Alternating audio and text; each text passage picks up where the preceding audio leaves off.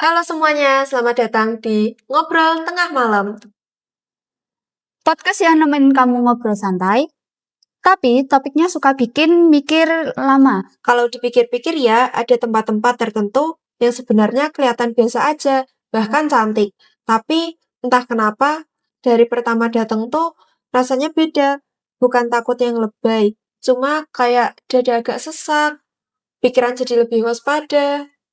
Iya, dan biasanya perasaan kayak gitu tuh muncul tanpa sebab yang jelas. Nggak ada suara aneh, nggak ada penampakan. Tapi, badan kayak ngasih sinyal, di sana jangan sembarangan. Masalahnya, perasaan kayak gitu sering kita cuekin. Kita nganggapnya cuma capek, cuma sugesti, atau kebanyakan dengar cerita orang. Padahal, bisa jadi itu justru bentuk peringatan paling halus yang kita dapat. Perkenalkan, aku Fadila Zilfa Salwa, dan Perkenalkan, nama saya Agista Putri Aprianto. Malam ini kita akan ngobrol soal satu tempat yang mungkin udah sering kalian dengar. bahkan mungkin ada di book list pendakian kalian. Gunung Arjuna.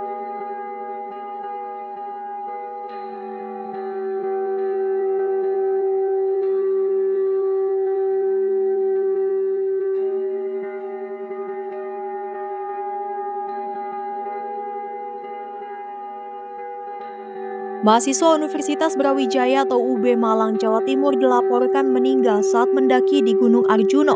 Identitas korban diketahui bernama Yodeka Kopaba, berusia 21 tahun. Ia tercatat sebagai mahasiswa angkatan 2021 Fakultas Pertanian UB.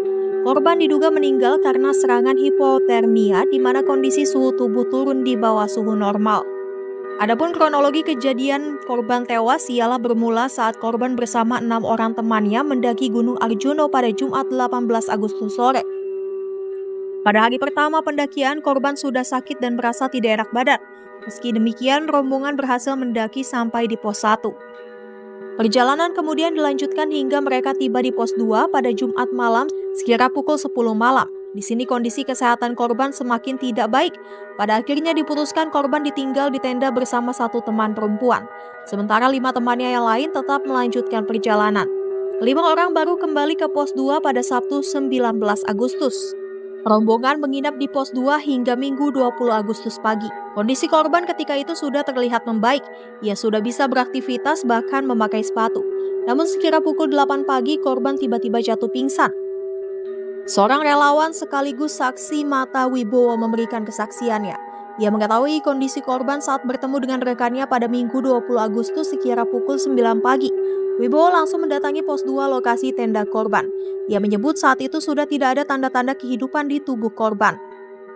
Sebab badannya sudah dingin, kemudian kondisi korban juga mengeluarkan busa dari hidung. Wibowo lantas menghubungi rekan lainnya untuk menolong korban. Menurutnya proses evakuasi berjalan sulit karena kondisi medan yang sempit. Korban berhasil dibawa turun pada Minggu sekitar pukul 12 siang. Adapun Wibowo mendapat informasi bahwa korban belum pernah mendaki gunung sebelumnya.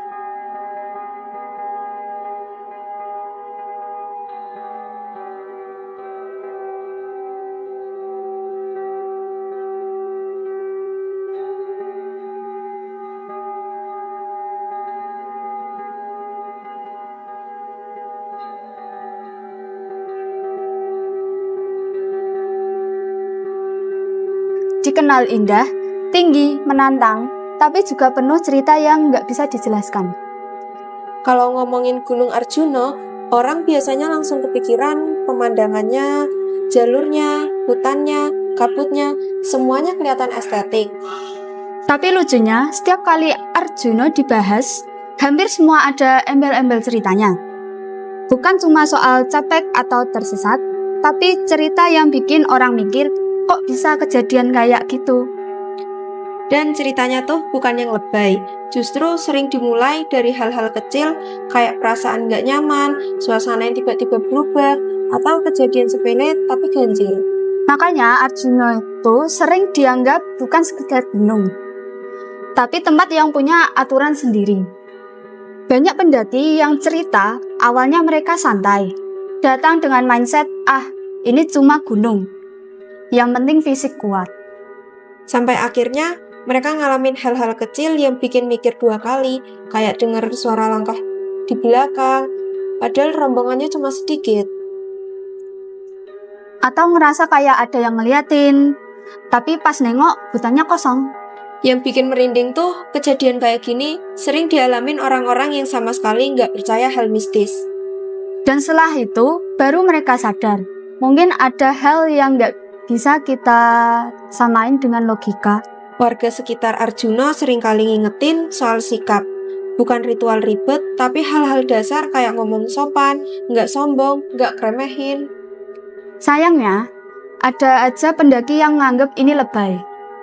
Merasa paling berani, paling kuat, dan paling modern. Padahal dari cerita yang beredar, justru orang-orang yang bersikap kayak gitu yang sering ngalamin kejadian aneh. Bukan karena dihukum, tapi mungkin karena lupa kalau dia itu tamu. Ada beberapa kasus pendaki yang sempat dilaporkan hilang di Arjuna.